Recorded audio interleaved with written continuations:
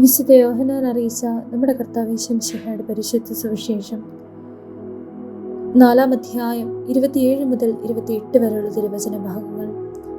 അവന്റെ ശിഷ്യന്മാർ തിരിച്ചെത്തി അവനൊരു സ്ത്രീയോട് സംസാരിക്കുന്നത് കണ്ട് അവർ അത്ഭുതപ്പെട്ടു. എന്നാൽ എന്തു ചോദിക്കുന്നെന്നോ എന്തുകൊണ്ട് അവളോട് സംസാരിക്കുന്നെന്നോ ആരും അവനോട് ചോദിച്ചില്ല. ആ സ്ത്രീയാകട്ടെ കുടം അവിടെ വെച്ചിട്ട് പട്ടണത്തിലേക്ക് പോയി ആളുകളോട് പറഞ്ഞു, ഞാൻ ചെയ്ത കാര്യങ്ങളെല്ലാം എന്നോട് പറഞ്ഞ ഒരു മനുഷ്യനെ നിങ്ങൾ വന്ന് കാണുവിൻ. ഇവൻ തന്നെ ആയിരിക്കുമോ ക്രിസ്തു? അവർ പട്ടണത്തിൽ നിന്ന് പുറപ്പെട്ട് അവന്റെ അടുത്ത് വന്നു. തത്സമയം ശിഷ്യന്മാർ അവനോട് അപേക്ഷിച്ചു, റബ്ബി, ഭക്ഷണം കഴിച്ചാലും.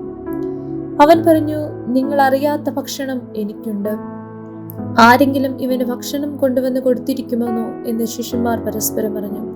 യേശു പറഞ്ഞു, എന്നെ അയച്ചവന്റെ ഇഷ്ടം പ്രവർത്തിക്കുകയും അവന്റെ ജോലി പൂർത്തിയാക്കുകയുമാണ് എന്റെ ഭക്ഷണം. 4 മാസം കൂടി കഴിഞ്ഞാൽ വിളവെടുപ്പായി എന്ന് നിങ്ങൾ പറയുന്നില്ലേ?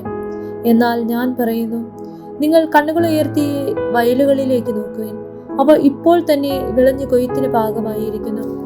കൊയ്യുന്നവന് കൂലി കിട്ടുകയും അവൻ നിത്യജീവിതത്തിലേക്ക് ഫലം ശേഖരിക്കുകയും ചെയ്യുന്നു. അങ്ങനെ വിതയ്ക്കുന്നവനും കൊയ്യുന്നവനും ഒപ്പം സന്തോഷിക്കുന്നു. വിതയ്ക്കുന്നത് ഒരുവൻ, കൊയ്യുന്നത് മറ്റൊരുവൻ എന്ന ചൊല്ല് ഇവിടെ സ്വാർത്ഥമാക്കിയിരിക്കുന്നു. നിങ്ങൾ അധ്വാനിച്ചിട്ടില്ലാത്ത വിളവ് ശേഖരിക്കാൻ ഞാൻ നിങ്ങളെ അയച്ചു. മറ്റുള്ളവരാണ് അധ്വാനിച്ചത്. അവരുടെ അധ്വാനത്തിന്റെ ഫലത്തിലേക്ക് നിങ്ങൾ പ്രവേശിച്ചിരിക്കുന്നു.